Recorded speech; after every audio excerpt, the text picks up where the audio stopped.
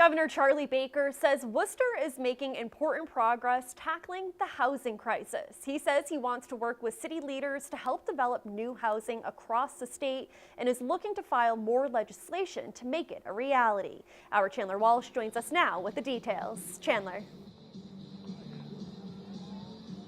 Olivia, the Baker-Polito administration is aiming to build 135,000 new housing units by 2025.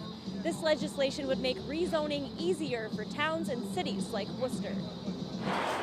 Massachusetts produces 8,000 to 10,000 new housing units each year, but the number used to be more than triple what it is now. It's why the Baker-Polito administration is calling for legislation to create more affordable and market-rate housing. We've gone decades without building enough housing to support the people we have, and it's time for us to come together and get a bill done on this. This is their second time filing a housing choice bill. The administration says it would make it easier to create new housing by allowing municipalities to make zoning changes with a simple majority vote. If we're going to be progressive around housing production, we need to give communities more tools to work with. Quinsigamond Community College President Luis Pedraja supports the bill.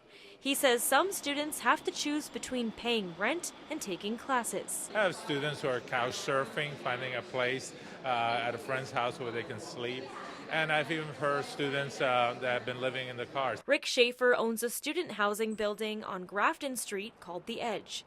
Since the building is historical, he had to rezone for the project and says getting the required 2/3 vote can be challenging. Tried to do a project in Dartmouth, Massachusetts, and I experienced firsthand in the zoning we had 4 of 5 votes, and so we were turned down on what would have been a 500-bed student housing project. Governor Baker says increasing housing will make Massachusetts and its cities more competitive. This is an enormous problem for us if we want to create the kind of Commonwealth where middle-class people and young people and seniors and people who are living on fixed incomes feel they can live.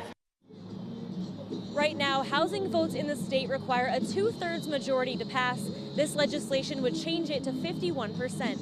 The Baker-Polito administration hopes to get the bill passed this legislative session.